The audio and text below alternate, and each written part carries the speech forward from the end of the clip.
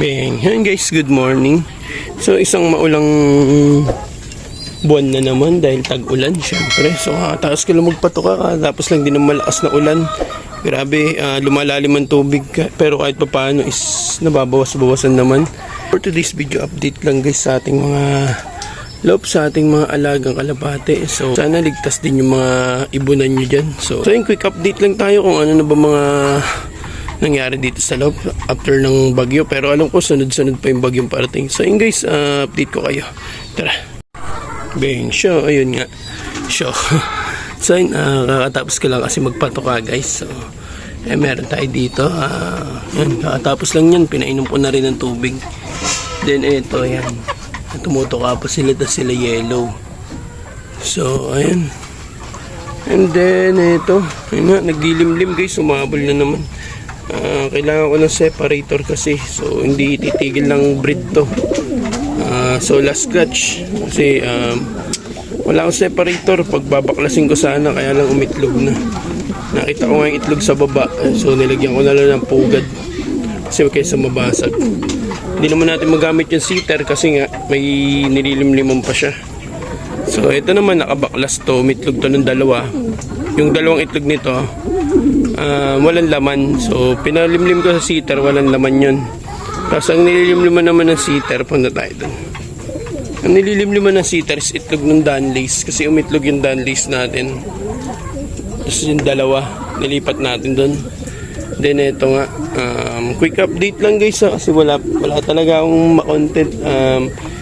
Mag-update lang ako about sa area. So sana safe din sa area nyo dyan guys.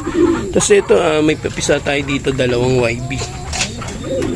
Itlog ni Luka Doncic. Itlog ni Luka Doncic. So nagpisa sila, dalawa. So ayan nga si Luka. Last clutch din nito kasi pang third clutch sana nito ngayon. Ang problema, hindi naman nila napakain yung first and second kasi nga hindi naman nakalabas sa itlog yun. May sugat, tatapakan siguro. So ayan, may anak nga si Luka guys, dalawa. Ayan yung anak ni Luka Doncic. So ayun, naka 2 points siya, so sana mabuhay. So pero tingin ko ang hirap talagang pag nasa open area yung kulungan mo is nasa mismong bagsakan ng ulan. So ang suswerte nung may mga kalapa, may mga lop na breeding area na may bubong, tas nandun yung mga ibon sa ilalim. So tayo wala, tayo guys, mismong area tayo ng ulan. So makikita nyo guys, pag umulan na malakas, automatic sila, yung ampiyas maano sa kanila. So ayan, update lang. So medyo pangit ang panahon. Ingat kayo palagi guys. Hindi magandang panahon natin. Pati aso ko nahirapan sa sitwasyon niya. Sa lakas ng ulan, pero ginawa ko kulungan niya kahit papaano. So sa hirap nga ng lakas ng ulan, ang putik ko, wala siya magawa. Pero mamaya pupunasan ko yung kanyang tulugan doon. So ayun yung mga ibon natin, kahit papaano sana safe. Matapos na sana yung tag-ulan na yun, napakahirap ng ganda sitwasyon. Tapos yun, papasilip ko yung racing pigeon na pwede nating paliparin just in case na makagawa ako ng loop guys. Papakita ko. Bang! So yun guys, eto, good morning. So yun nga, binuod ko itong dalawa. So isang NDR tsaka isang MMFC. So bala ko kasi magparoon ng loop fly dito. So total may dalawa naman tayong racing. Bakit hindi ko sila igawa ng kulungan? So nakakulong to dun sa mga mga fault or reject color na kalapati. So yung mga yun is ipapamigay natin sa TikTok or dito sa YouTube channel. So iniipon lang natin guys. Hindi lang ako makabuela kasi ang sama pa ng panahon talaga guys, napakaulan. Gusto ko muna mag-clear. So sobrang putik, ang hirap kumilos dito sa loob. So yun nga yung plano ko. So YB pa to, sumisiyap tong isa na to. Then to isa medyo matanda na. Yan, papaliparin ko yan dito guys. Papaliparin ko yan ibon natin na itong dalawang na to.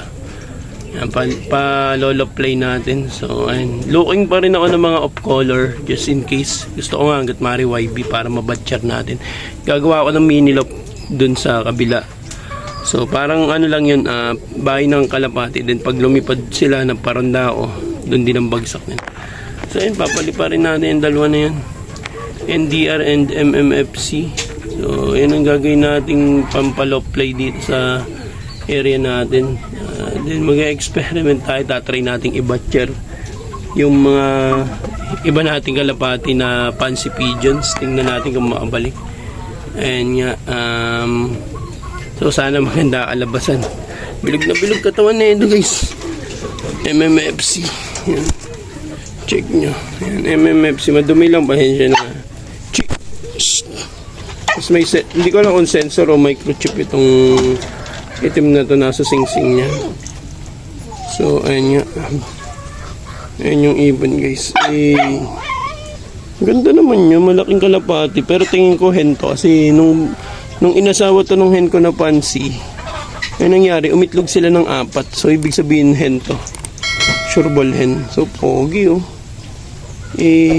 Ganda nito guys. Pagka naparonda natin, hindi ko lang alam kung mababatcher pa natin to. Hindi ko na matandaan saan to galing. Bigay yata ito ng tropa.